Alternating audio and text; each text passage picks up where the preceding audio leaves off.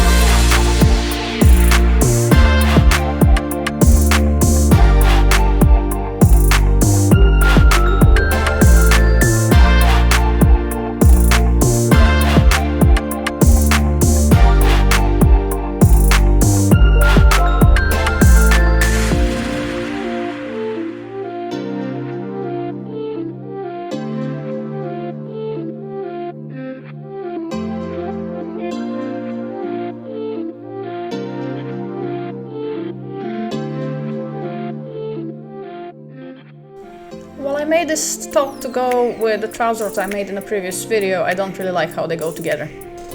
The color is great, but I definitely need more volume. Like these trousers I made a while back. It's more balanced and the colors work great together as well.